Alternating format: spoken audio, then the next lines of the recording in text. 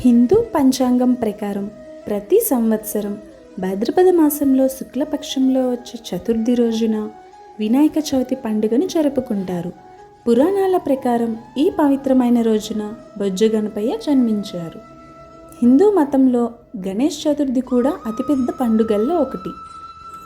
వినాయక చవితి పూజా సమయం ఈ నెల 7వ తేదీన ఉదయం 11:01 నుంచి మధ్యాహ్నం 1:25 వరకు వినాయక చవితి పూజ చేసుకోవడానికి శుభ సమయం అని పండితులు చెబుతున్నారు.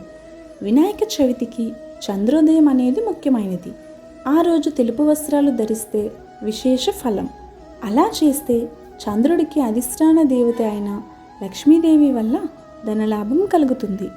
వినాయక చవితి రోజు వినాయకుని సంపూర్ణ అనుగ్రహం కోసం 21 పత్రాలతో వినాయకుడిని పూజించాలి. దీన్నే ఏకవిసంధి పత్ర పూజ అంటారు. అయితే ఆధునిక కాలంలో 21 పత్రాలు దొరకడం లేదు. అలా దొరకకపోయినప్పటికీ 21 పత్రాలతో గణపతిని పూజించిన అద్భుత ఫలితం కోసం ఒక ప్రత్యామ్నాయం ఏమిటంటే గరికపోచలు గణపతికి సమర్పించడం. దూర్వాయజ్ఞం అంటే గరికపోచల జంట. 2 గరికపోచలు తీసుకొని గణపతి విగ్రహం దగ్గర పెడుతూ గణపతి నామాలు 2 సార్లు చదువుతూ చేయాలి. ఇలా చేస్తే మీకు అన్ని పత్రాలు దొరక్కపోయినప్పటికీ 21 పత్రాలతో గణపతిని పూజించిన అద్భుత ఫలితం కలుగుతుంది అని గణేష్ పురాణం చెబుతుంది.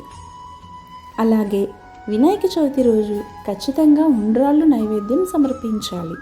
అయితే దానితో పాటు వినాయక చవితి సోమవారం వచ్చింది. తెల్లటి పదార్థాలు ఏమి సమర్పించినా అఖండ ధనలాభం కలుగుతుంది. అంటే ఆవు పాలు, పరమాన్నం లాంటివి. ఆ రోజు చంద్రుడిని చూడకూడదు. గణేష్ చతుర్థి రోజున చంద్రుని దర్శనం మిథ్యాదోషాన్ని సృష్టిస్తుంది. అంటే ఏదో దొంగిలించారనే తప్పుడు ఆరోపణ. పురాణాల ప్రకారం శ్రీకృష్ణుడు శమంతకమణి అనే విలువైన ఆభరణాన్ని దొంగిలించాడని తప్పుడు ఆరోపణలు చేశారు.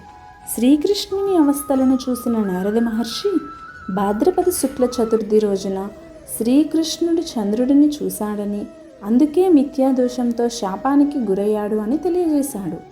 భాద్రపద మాసంలో శుక్ల చతుర్థి నాడు చంద్రుడిని చూసే ఎవరైనా మిథ్యాదోషంతో శాపానికి గురవుతారని, మరియు సమాజంలో అపవిత్రత మరియు అవమానానికి గురవుతారని గణేశుడు చంద్రుడిని శపించాడని నారద మహర్షి శ్రీకృష్ణుడికి తెలియజేశాడు.